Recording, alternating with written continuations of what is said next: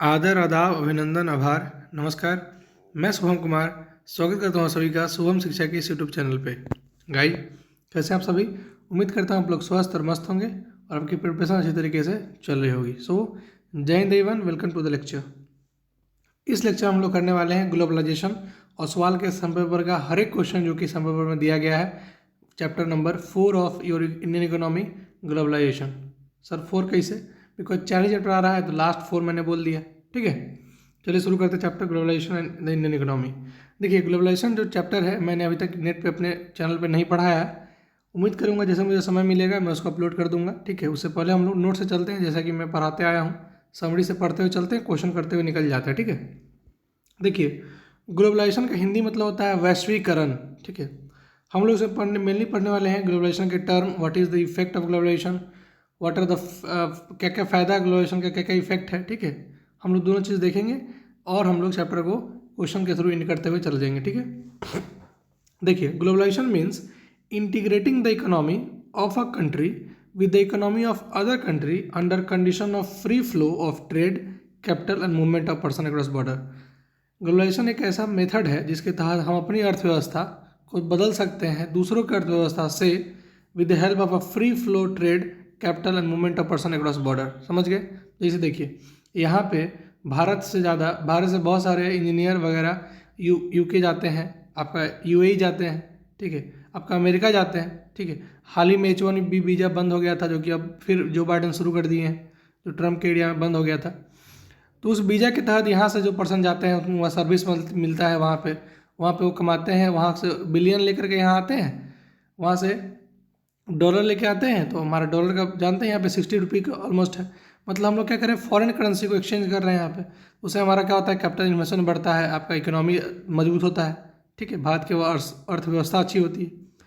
तो दूसरा क्या है, integration of market in different country known as foreign trade. तो इस मार्केट का जो इंटीग्रेशन है, मतलब कि पूरा जो फैलाव है, उसको कहते हैं हम लोग फॉरेन ट्रेड। ठीक है, प्लानिंग कमीशन इन इंडिया, जो कि आजकल नीति आयोग बुलाया था जिसको, has laid emphasis on the development of foreign trade in the 5 year plan due to following reason. देखिए, जो प्लानिंग कमीशन है ना इंडिया का, वो इम्फेसिस किया कि जो फॉरेन ट्रेड है उसका डेवलपमेंट जरूरी है।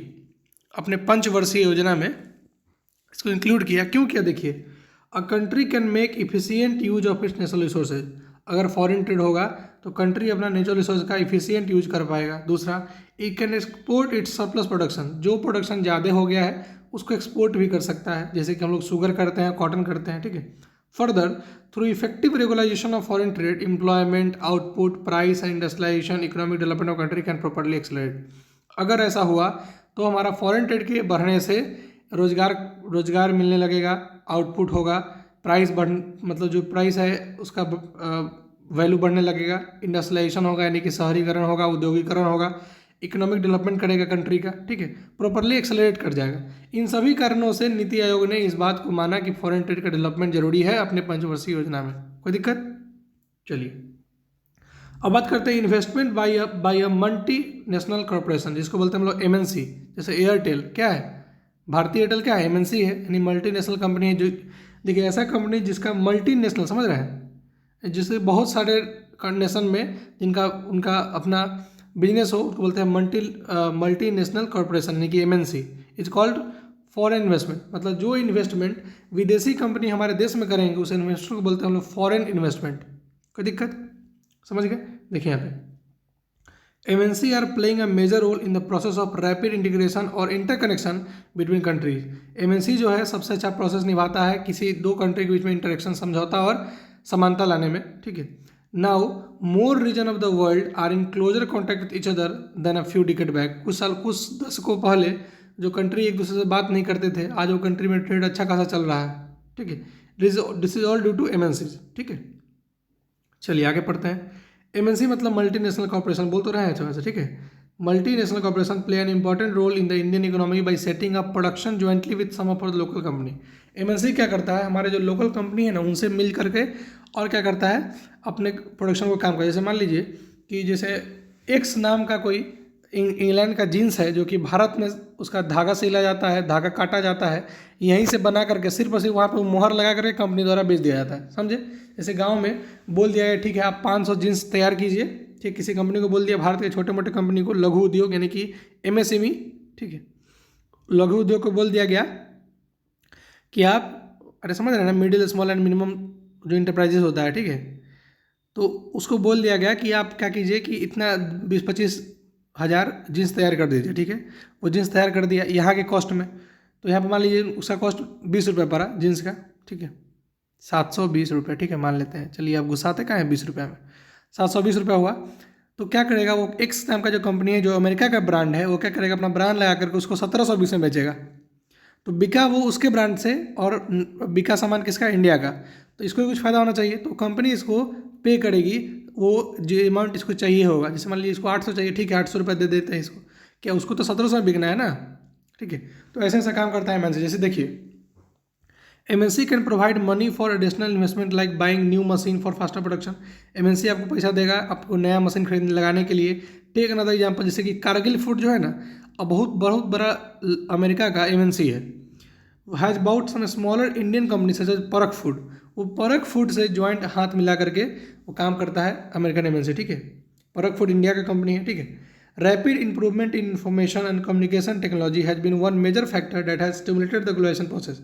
अब देखिए, ग्लोबलाइजेशन होने के लिए आपको चाइना से ट्रेड करना है, चाइना से समझौता रखना है, या फिर मान लीजिए अमेरिका से रखना है, तो आपको उनकी भाषा भी तो आनी चाहिए, ठीक है। आपको आपका जो इन्फॉर्मेशन है उन तक पहुंचना भी चाहिए, उनका जो इन्फॉर्मेशन आप तक आना भी चाहिए। तो जो धीरे जैसे जैसे इंटरनेट मतलब अच्छा होने लगा, ठीक है, इन्फॉर्मेशन एंड कम्युनिकेशन टेक्नोलॉजी बढ़ने लगा, ग्लोबलाइजेशन प्रोसेस क्या हुआ, अच्छा से अच्छा होने लगा। To access information instantly and to communicate from remote area device such as telephone, mobile, computer very useful, ठीक है, ताकि इन्फॉर्मेशन जल्दी से जल्दी पहुंचा जा सके, ठीक है। Further it has played a major role in spreading out production of service across the country. और सबसे अच्छा रोल निभाता है क्या, कि सर्विस अराउंड द प्रोडक्शन करता है। आपने चैप्टर पढ़ा होगा सेक्टर्स ऑफ इंडियन इकोनॉमी, इसमें सर्विस सेक्टर भी है, ठीक है, सेकेंडरी सेक्टर, ठीक है। चलिए आगे पढ़ते हैं। इम्पैक्ट ऑफ ग्लोबलाइजेशन, कि ग्लोबलाइजेशन का क्या इम्पैक्ट पड़ा, ठीक है, समझिए। Impact of globalisation on the country is manifold, मतलब विचित्र तरीके का है। This can be understood by this example, समझिएगा कि MNC have increase their investment over the past 20 year which is beneficial for them as well as for Indian also. MNC ने अपना investment जो है, जिसको बोलते हैं हम लोग फॉरेन इन्वेस्टमेंट, उसको 20 सालों में बहुत अच्छा से बढ़ाया है, ताकि उनको भी बेनिफिट हो और भारत को भी बेनिफिट हो। This is because these MNC provide employment opportunity to mass and local companies supplying raw material to this industry have prospered। जैसे समझिएगा बात, यूपी के एक ज़िले में, ठीक है, 20 से शायद कोई ज़िला शुरू होता है, आई थिंक, मुझे याद नहीं ठीक से, शायद बरेली MP शायद, वहाँ पे सैमसंग अपना इंडस्ट्री, अपना क्या कर रहा है, प्रोडक्शन हाउस सेटअप कर रहा है। बताइए, उसमें ऑलमोस्ट 2 लाख वर्कर काम करेंगे। वो तो कहीं लाएगा नहीं अपना, जब कोरिया, साउथ कोरिया से तो लाएगा नहीं अपना, ठीक है, तो कहाँ से लाएगा वो यहीं से लेगा, ठीक है, भारत से ही वर्कर को लेगा। तो इससे क्या होगा, ये जो बेरोजगारी का समस्या है वो दूर होने लगेगा धीरे धीरे। यहीं के इंजीनियर को रखेगा तो इंजीनियर भी अच्छा खासा कमा पाएंगे यहाँ पे, ठीक है। तो बात समझ रहे हैं ना। और उसके बाद मान लीजिए अगर वो यहीं से, अगर मान लीजिए ग्लास खरीदता है, यहीं से अपना चार्जर का किट खरीदता है, यहीं से हम लोग से ही पीछे का बैक कवर खरीदता है, यहीं से ईयरफोन खरीदता है हम लोग से ही, तो कितना फ़ायदा हम लोग होगा। यानी देखिए, हमें सर्विस तो प्रोवाइड करती है, साथ में क्या करता है कि जो रॉ मटेरियल यानी कच्चा सामान है वो हमसे खरीदता है, तो हमें फ़ायदा भी होता है, ठीक है। But globalisation has fail to solve the problem of poverty and it has widened the gap between the rich and poor. लेकिन ग्लोबलाइजेशन जो है वो गरीबी को ख़त्म नहीं कर पाया, और जो रिच और पुअर है उसके बीच में तनाव बढ़ते चला गया। Only a skilled and educated class has benefit from globalisation. जिनके पास हुनर है, जो एजुकेटेड हैं, वही इस ग्लोबलाइजेशन का फ़ायदा उठा रहे हैं, बाकी का फ़ायदा किसी को नहीं हो रहा है, ठीक है। अगला पॉइंट देखिए, there is a greater choice for consumer with a variety of good at cheaper price, now they enjoy a much higher standard of living. कुछ सालों पहले की बात करते हैं, ऑलमोस्ट 10 साल पहले की बात करते हैं, सैमसंग या फिर किसी कंपनी की बात करें, छोड़ते हैं, नाम छोड़ देते हैं, किसी कंपनी का फ़ोन अगर अच्छा खासा फ़ोन लेना है तो उसका रेंज 30K से बाहर होता था, यानी 30,000 से बाहर होता था। कोई भी न्यू फ़ोन जो लॉन्च होता था वो 60,000 से ऊपर होता था। आजकल फ़ोन देखिए, आप 4GB रैम 6GB रैम का फ़ोन आप ऑलमोस्ट 10,000 में खरीद सकते हैं। This is due to globalisation. क्या हुआ कि मार्केट में कंपटीशन इतना बढ़ गया कि चीपर टू चीपर, यानी सस्ता से सस्ता प्रोडक्ट लाने की कोशिश किया गया ताकि बिके उसका प्रोडक्ट, ठीक है, और कंज्यूमर को इससे बहुत ज़्यादा फायदा होता है, समझ गए। तो उनका क्या है, now they enjoy a much higher standard of living. पहले मान लीजिए अगर फ्रिज नहीं मिलता था 20,000 से नीचे, आजकल 5,000 में अगर फ्रिज मिल जा रहा है तो उसका स्टैंडर्ड ऑफ लिविंग बढ़ जाएगा कि नहीं बढ़ जाएगा, ठीक है। अगला देखिए लिबरलाइजेशन। देखिए लिबरलाइजेशन क्या होता है, जब जब कंट्री क्या हो, लिबरल हो जाए किसी चीज़ पे, ठीक है, समझिएगा। Liberalisation of economy means to free it from direct और physical control impose by the government. जैसे मान लीजिए कि आप अगर अमेरिका में जाके कोई कंपनी खोलना चाहते हैं और आपको अमेरिका का गवर्नमेंट कुछ ना बोले, ठीक है, आपको उल्टा सपोर्ट करे, तो उसको बोलते हैं हम लोग लिबरलाइजेशन। जैसे अमेरिका का कोई कंपनी आया और भारतीय मूल के कोई भी गवर्नमेंट के सर्वेंट या गवर्नमेंट एम्प्लॉय उसको कुछ नहीं बोला, आराम से उसको सेटअप करने दिया, इट मीन्स कि वो गवर्नमेंट क्या है, लिबरल है, मतलब चाहता है कि फॉरेन इन्वेस्टमेंट हो ताकि यहाँ पे रोजगार का जो समस्या है वो खत्म हो जाओ, ठीक है, बेरोजगारी की समस्या वो खत्म हो जाए और गरीबी वरीबी सब मिटे, ठीक है। इसके लिए लिबरल होना पड़ता है एंड दिस टर्म इन्होंने लिबरलाइजेशन। लिबरलाइजेशन एक ऐसा टर्म है जिसके तहत गवर्नमेंट जो है अपने आप को लिबरल रखती है। फिजिकल कंट्रोल जो इम्पोज किया जाता है गवर्नमेंट द्वारा, वो डायरेक्ट या फिजिकल कंट्रोल जो किया जाता है उसको फ्री कर करके। In other word it imply liberating the trade industry from unwanted government control and restriction. Government का जो कंट्रोल और रिस्ट्रिक्शन होता है उसको कम कर देना ही लिबरलाइजेशन कहलाता है, ठीक है। जैसे देखिए चाइना के ऐप को बंद कर दिया गया, टिकटॉक को बंद कर दिया गया, अब क्या है, गवर्नमेंट वहाँ पे सख्त हो गया है, रिजिड हो गया है, इट्स नॉट अ लिबरल, ठीक है। लिबरल तब होता है जब इतना गलती के बावजूद भी, गलवान घाटी के हमला के बावजूद भी ऐप को चलने दिया जाता, उसके ट्रेड को चलने दिया जाता, उसके टॉय मैन्युफैक्चरिंग कंपनी को चलने दिया जाता, तो क्या होता, वो लिबरल होता, ठीक है। Let us see the effect of foreign trade through the company of China toy in Indian market. देखिए Chinese toy have become more popular in Indian market because of their cheaper price and new design. China का माल क्या है, सस्ता है, टिकाऊ नहीं है, ठीक है, मतलब सस्ता है ना जी, लोग को तो पहले सस्ता चाहिए। बच्चा अगर रोएगा तो पापा थोड़ा देखेगा कि भाई खिलौना टूट जाएगा, अरे ले लो 10 रुपये में मिल रहा है तो इंडियन खिलौना लेने जाओगे, मालूम है उसके पापा को कि नहीं टूटेगा, लेकिन वो 500 रुपये का आएगा, तो अभी फिलहाल जिसमें बचने में उपाय वही लेना चाहिए ना, ठीक है। Now Indian buyer have a great choice of toy at lower price, ठीक है। अब भारतीय मूल के लोगों को लोअर प्राइस में बहुत ज़्यादा ऑप्शन मिल गया। Simultaneously Chinese toys maker get the opportunity to expand business. तो जो चाइना के टॉय मेकर हैं उनको जो अपॉर्चुनिटी मिल गया अपने बिजनेस को बढ़ाने का। On the other side Indian toy maker face losses. तो ग्लोबलाइजेशन का इम्पैक्ट देख रहे हैं, एक तरफ तो दूसरे कंट्री को फायदा हो रहा है और हमारे खुद की कंट्री को नुकसान हो रहा है, ठीक है। आगे देखिए वर्ल्ड ट्रेड ऑर्गेनाइजेशन यानी कि WTO was started at the initiative of two develop countries. The main objective of world trade organisation is to liberalise national trade. World trade organisation का कहना है कि एक कंट्री दूसरे को सहायता करे, लिबरल रहे, ताकि दोनों डेवलप हो सके। At present 149 country are member of WTO। अभी मौजूदा में 149 मेंबर क्या है, WTO के मेंबर हैं, ठीक है। लेकिन आप बुक पढ़िएगा NCERT का तो उसमें 160 लिखा हुआ है और आप जब गूगल कीजिएगा तो उसमें 180 के आसपास आएगा, ठीक है। तो at present central and state government in India are taking steps. देखिए वर्ल्ड ट्रेड ऑर्गेनाइजेशन बनाया गया कि सब आपस में सहयोग करके एक दूसरे का ट्रेड करने देंगे ताकि वो भी डेवलप हो और वो भी डेवलप हो, ठीक है। At present central and state government in India are taking special step to attract foreign company to invest in India. देखिए इंडिया में एक स्पेशल इकोनॉमिक जोन बनाया गया है, SEZ आर बीइंग सेटअप, जिसको बोला जाता है वर्ल्ड क्लास फैसिलिटी दिया जाता है। मतलब कि अगर आप कोई फॉरेन कंपनी हमारे यहाँ कंपनी खोलना चाहेगी तो उसको इलेक्ट्रिसिटी सस्ता मिलेगा, टेलीकम्युनिकेशन का फ़ायदा मिलेगा, ब्रॉडबैंड इंटरनेट मिलेगा, रोड अच्छा सा मिलेगा, transport facility, storage, recreation facilities to attract investment from MNC and other company. ताकि जो MNC के जो है उनको अट्रैक्ट किया जाए कि हाँ मेरे यहाँ ट्रेडिंग कीजिए ताकि मेरा बेरोजगारी का समस्या खत्म हो, ठीक है। इसलिए इंडियन कंट्री क्या कर रही है, स्पेशल इकोनॉमिक जोन के तहत बहुत सारा फैसिलिटी उनको प्रोवाइड कर रही है, ठीक है। नेक्स्ट टॉपिक देखते हैं, challenges and factor that enabled globalisation. देखिए ग्लोबलाइजेशन को कौन शुरू किया समझिएगा। देखिए ग्लोबलाइजेशन एंड लिबरलाइजेशन है posed major challenge for small producer and worker. क्या चैलेंजेस हैं, तो जो स्मॉल प्रोड्यूसर है वर्कर है उनको काफ़ी चैलेंज है। मान लीजिए कि यहाँ आपका ओरिजिनल चना का सत्तू अगर होगा तो नहीं बिकेगा क्योंकि आप तो उसका रेट के हिसाब से दीजिएगा, और जो डुप्लीकेट है जिसमें कि चना के साथ साथ कुछ और मिलाया हुआ है वो फटाक से बिक जाएगा क्योंकि वो पॉलीथीन पैक्ड है, अच्छा क्वालिटी का दिख रहा है, अंदर भले कुछ हो, ठीक है, समझ रहे हैं ना। तो इससे स्मॉल फार्मर को बहुत परेशानी है, ठीक है। Small manufacture have been hit hard due to competition. जैसे जैसे कंपटीशन बढ़ रहा है जो स्मॉल मैन्युफैक्चर हैं वो बहुत ज़्यादा उनको हिट होना पड़ रहा है। मतलब हिट मतलब समझ रहे हैं नुकसान हो रहा है उनको। Several of unit have shut down rendering many worker jobless, बहुत सारे जो यूनिट है वो बंद हो चुके हैं, बहुत सारे वर्कर जो हैं जॉबलेस हो चुके हैं। Around 20 million of worker are employed in small industry, small industry में अराउंड 20 मिलियन वर्कर एम्प्लॉयड है। बिकॉज ऑफ ग्रोइंग कंपटीशन के बढ़ने के कारण most employer this day prefer to employ workers flexibly, बहुत सारे एम्प्लॉय जो है उनको फ्लेक्सिबली काम करना पड़ रहा है, मतलब परमानेंट नहीं, आपको रखेंगे आज कल काम देंगे नहीं देंगे ऐसा रखना पड़ेगा, ठीक है। This means that worker have no secure job, उनका जॉब सिक्योर नहीं है। This can be explained with help of example 35-year-old Sushila got a job after searching for 6 months, 35 साल की सुशीला जो है उसको जॉब मिला 6 महीने खोजने पर। She is a temporary worker, मतलब एक टेम्पोररी वर्कर है। She did not get any benefit such as provident fund, यानी कि पीएफ नहीं कटता है, मेडिकल अलाउंसेज नहीं है, ना बोनस है, कुछ नहीं है, और ऊपर से अगर काम नहीं होगा तो उसको छुट्टी भी दे दिया जाएगा। मान लीजिए परमानेंट वर्कर है तो काम नहीं है तो कंपनी उसको पे करेगी उस दिन की, लेकिन जो अगर फ्लेक्सिबल है, फ्लेक्सिबली जिसको रखा गया है उसको पे नहीं करेगी, ठीक है।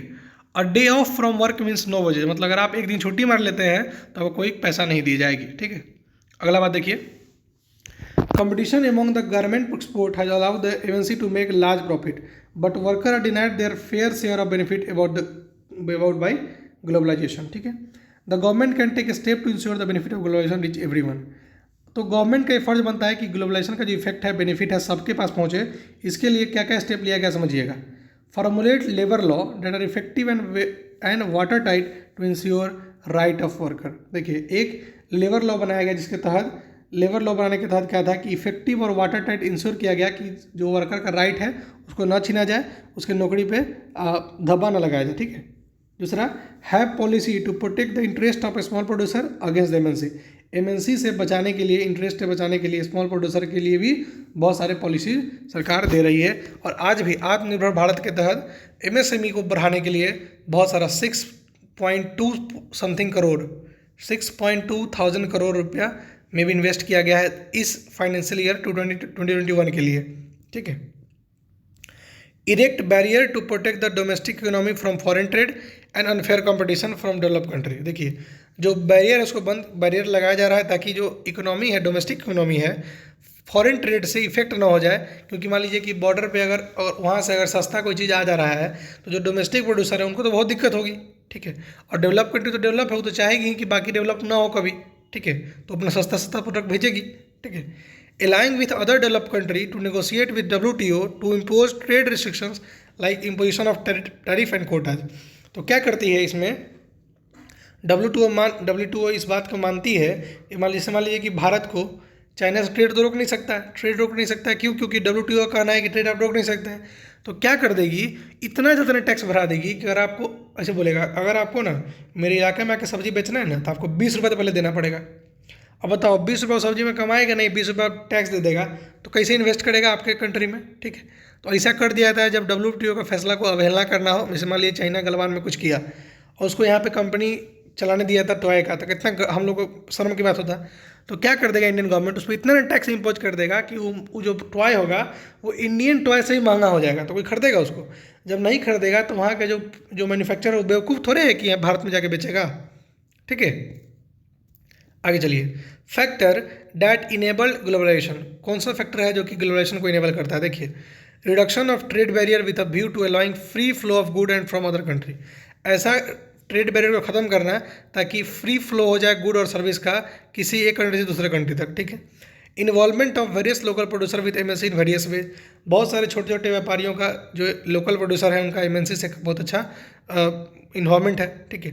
Some of large Indian company like Tata motor, Infosys, Ranbaxy दवा की कंपनी है, paint, Asian paint etcetera, emerged as MNC and start working globally. ये सब क्या है, एमएनसी है, यानी मल्टीनेशनल कॉर्पोरेशन है और ग्लोबली काम करती है, ठीक है। चलिए शुरू करते हैं हम लोग चैप्टर को, ठीक है।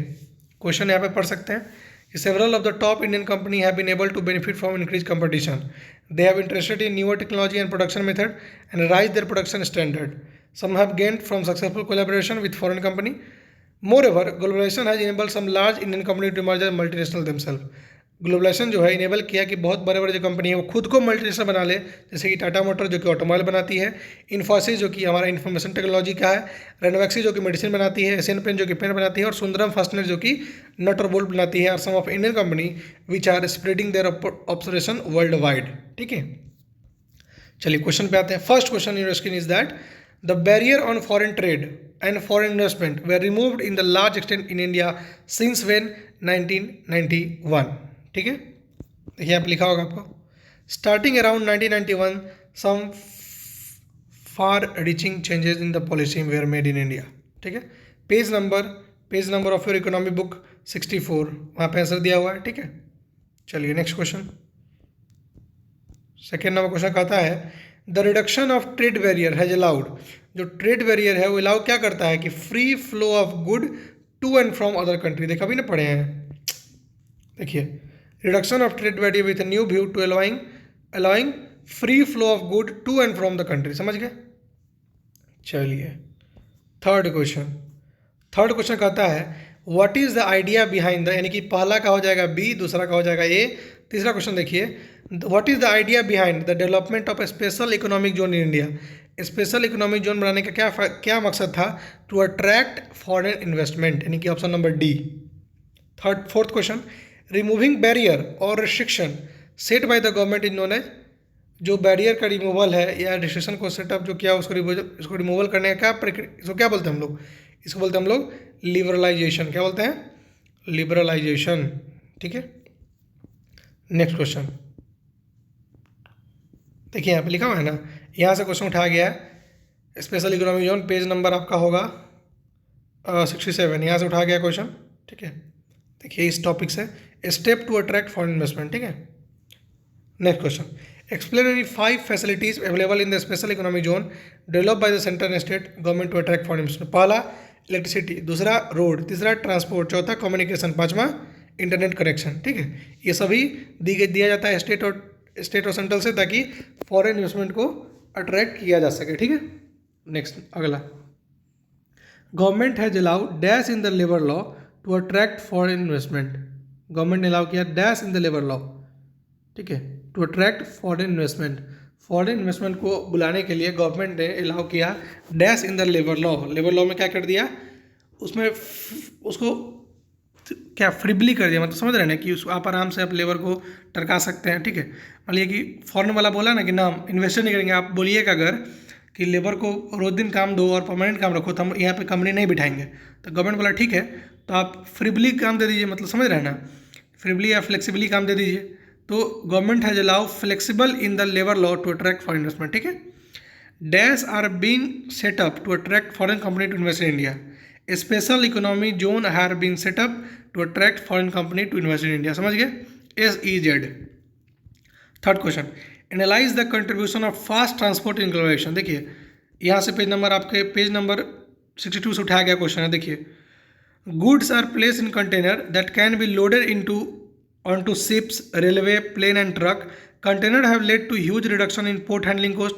देखिए जो कंटेनर होगा उसको अगर आप सी याद से यानी कि पानी जहाज से भेजिएगा तो पोर्ट हैंडलिंग का कॉस्ट बचेगा, स्पीड इंक्रीज हो जाएगा तो कॉस्ट ऑफ एयर ट्रांसपोर्ट ये सब कम लगेगा। They had enable much greater volume of, बहुत ज़्यादा सामान जा पाएगा तो आप उसको सस्ता बेच सकते हैं, सस्ता बेचिएगा ज़्यादा प्रॉफिट होगा तो सस्ता बेचिएगा ज़्यादा प्रॉफिट होगा, मतलब ज़्यादा प्रोडक्ट बिकेगा। ठीक है, ज़्यादा प्रोडक्ट बिकेगा तो आपका ज़्यादा नाम होगा तो प्रोडक्शन हाई हो जाएगा। प्रोडक्शन हाई करेंगे तो फिर आपका फिर उधर समझ रहे हैं ना, आप तो लिख सकते हैं ना ऐसे घुमा फिरा के, आप तो माहिर ही सब में। ठीक है, समझ गए। अरे फास्ट ट्रांसपोर्ट ग्लोबलाइजेशन को समझिएगा आप सीधे बिजनेस को बढ़ाने के लिए फास्ट ट्रांसपोर्ट का क्या काम है उसी तरह बोल दीजिएगा। ठीक है, लिख दीजिए पॉइंट में। फर्स्ट, इससे क्या होता है, large volume can carry to one place to another in limited time. Option B, fast transport help to get the raw material as quick as possible.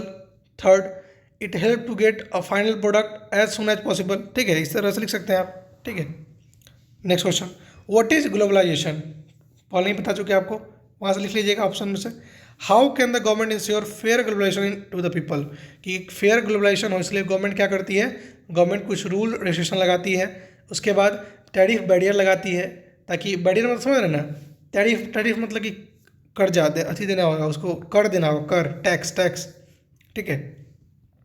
Give 2 point, first they have to pay their tax, second fair globalisation हो उसके लिए tariff barrier लगाया गया है, plus labour law लगाया गया ताकि labour का कोई समस्या न रहे, और स्मॉल कंट्री भी स्मॉल जो मैन्युफैक्चर है वो भी अपना काम कर सके। इसके लिए बॉर्डर पे कुछ कुछ रोक दी जाती है ताकि यहाँ का जो डोमेस्टिक प्रोडक्ट है वो सप्लाई में आए, ना कि बाहर देश के प्रोडक्ट, ठीक है। अगला क्वेश्चन देखिए यहाँ पे, यहाँ से लिया गया है, ठीक है। स्ट्रगल फॉर फेयर गवर्नेंस के देखिए यहाँ से लिया गया है, यहाँ से the government can play a major role in making this possible, it policy must protect the interest not only of the rich and powerful but all the people in the country, ठीक है। इस तरह से यहाँ से लिखा हुआ option में से, यहाँ से आप खोज लीजिएगा कैसे कैसे लिया गया, ठीक है। लेबर लॉ बना करके, to improve their performance till in time they become strong enough, ठीक है।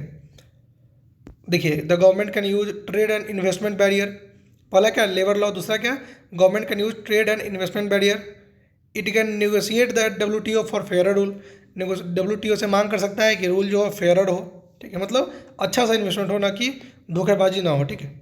अगला क्वेश्चन देखिए, read the given statement in context of globalisation and choose the correct option, it is only way for economic development of country, क्या globalisation ही एक simple वे है जिससे कि डेवलपमेंट हो सकता है इकोनॉमी का। दूसरा, interlink only production based activity in disperse location in the world, it has always given only positive result in all country, lead to spread of technology culture and disease from one region to another. Option D C B गलत है, ठीक है। Correct option क्या है बताइए, correct option क्या है। जो नीति आयोग थी उसका कहना क्या था कि it is the only way for economic development of country, ठीक है। ऑप्शन नंबर ए होगा। अगला देखिए, इस क्वेश्चन को पढ़ते चलते हैं, ठीक है, बाद में आप उसको पढ़िएगा, मैं यहाँ सीधे क्वेश्चन पे आता हूँ। The passage given above relate to which of the following option, देखिए इसमें क्या बताता है कि फोर्ड मोटर जो है कैसे अपना महिंद्रा एंड महिंद्रा से अपना कोलेबोरेशन कर लिया। तो ये क्या बताता है, ये फॉरेन कोलेबोरेशन को बताता है, यानी कि आपस में हाथ मिला लिया, ठीक है। ऑप्शन नंबर सी, कोलेबोरेशन मतलब क्या, मिलना, यानी कि फोर्ड मोटर जो था वो यहाँ के महिंद्रा एंड महिंद्रा से मिल करके अपना प्रोडक्शन को आगे बढ़ा रहा है, ठीक है। दूसरा question, according to given passage Ford motor can be termed as multi national company based on which of the following option, multinational company क्यों किसको कहेंगे, जिसका production of different type of automobile हो, लार्जेस्ट ऑटोमोबाइल मैन्युफैक्चरिंग वर्ल्ड हो, या because of large scale export of car across globe, या industrial and commercial venture across globe. क्या होगा, because of scale export of large scale export of car across globes, ठीक है। अगला देखिए, bye setting of the production plant in India, जो setup है India में कर रहा है फोर्ड मोटर, क्यों कर रहा है, collaborate with a leading Indian automobile company, satisfy the demand of America, Africa and Indian market, tap the benefit of low cost production and large market, take over small automobile manufacturing unit in India।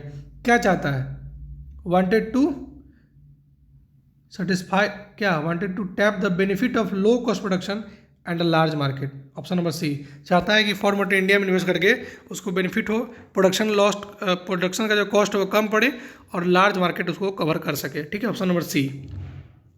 Fourth question कह रहा है, Ford Motor wish to develop Ford India as a component supply base for its other plant across the globe is an evidence of promoting local industry of country, merging trade from different country, supplying job to factory worker in India, interlocking of production across country। जो Ford Motor है, Ford Motor wish to develop Ford India, develop कर रहा है Ford India as a component supply base बना रहा है इसको for its other plant, दूसरे प्लांट जहाँ जहाँ प्लांट लगाए हुए हैं उसके लिए सप्लाई बेस बना रहा है अक्रॉस द ग्लोब। इसका एविडेंस क्या है, इसका एविडेंस यही है कि ये इंटरलिंक कर रहा है प्रोडक्शन अक्रॉस कंट्री, यानी कि ऑप्शन नंबर डी होगा, ठीक है। यहाँ देखिए, यहाँ से उठाया गया पेज नंबर आपके 59 से उठाया गया, देखिए यहाँ पे लिखा होगा आपका कि Ford Motor an American company is one of the world largest automobile manufacture with production speed over 26 country. Ford Motor came to India in 1995 and spend 1700 crore rupee to set up a large plant near Chennai. This was done in collaboration with Mahindra and Mahindra, a major Indian manufacture of jeep and truck. By the year 2004 Ford Motor was selling 27,000 car in the Indian market, while 24,000 car were exported from India to South Africa, Mexico and Brazil. The company wanted to develop Ford India as a sub-component supply base for its other plant across the globe, ठीक है। समझ गए? चलिए आगे देखते हैं next question. Access any 3 advantages of globalization के 3 advantage क्या है? पहला, कंपटीशन इंक्रीज होगा, दूसरा कंट्री डेवलप होगा, और जो नीति आयोग 3 बात बोली थी ना, वो तीनों बात इसमें लिख दीजिएगा, ठीक है? अरे याद नहीं है, अभी तो हद करते हैं। देखिए नीति आयोग क्या बोली थी, ग्लोबलाइजेशन का क्या फ़ायदा है? A country can make efficient use of national resource, दूसरा it can export it surplus production, तीसरा further through effective regulation of foreign trade, employment, output prices, industrialisation, economic development, country can प्रोसली accelerate. अरे बात समझे कि नहीं? ये 3 point जो है ना, ये 3 पॉइंट आपका आंसर इस क्वेश्चन का, ठीक है? आगे चलिए कि what is the effect of globalization, ठीक है? आगे देखिए next question.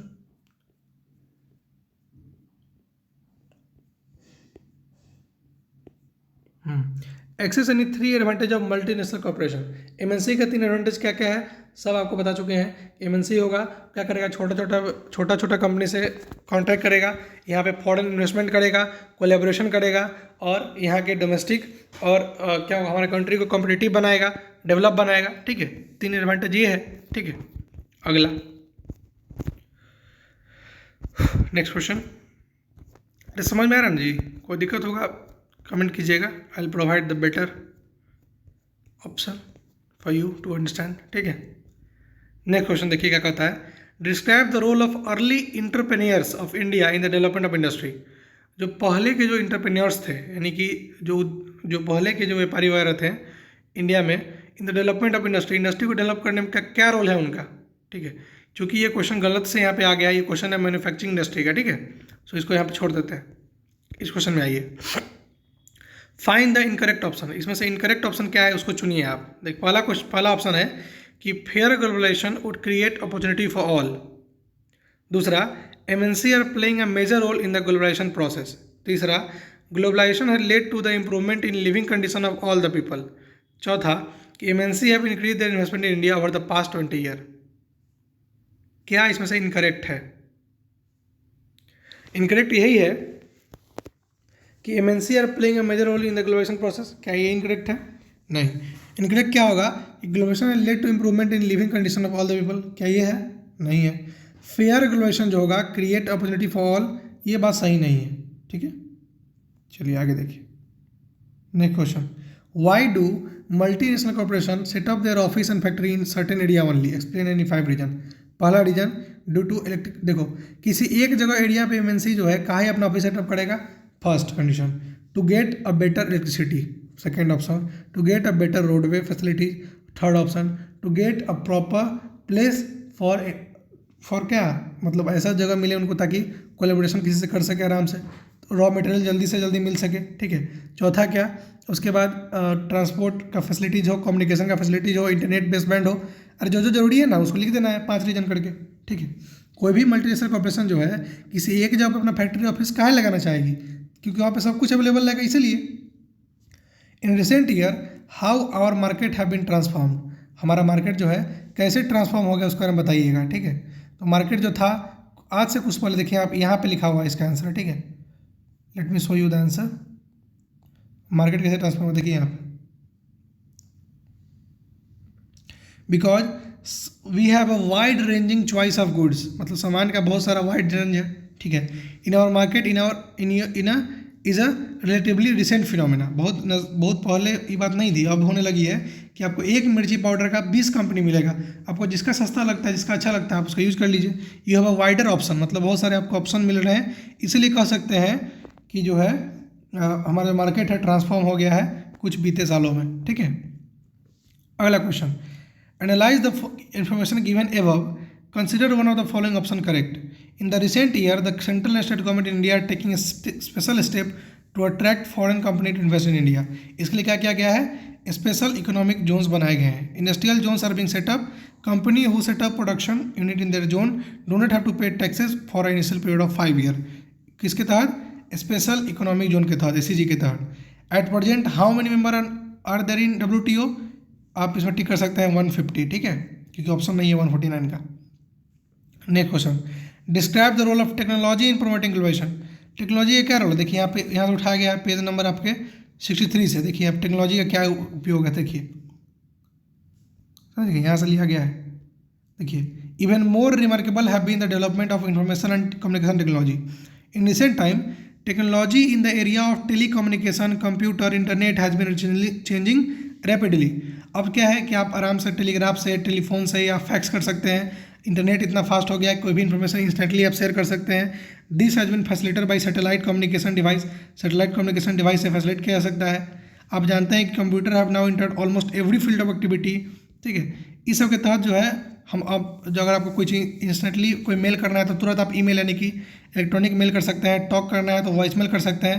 World at negligible cost, बहुत बहुत बहुत कम कॉस्ट में आप अपने प्रोडक्शन से आप कहीं से भी कहीं बात कर सकते हैं.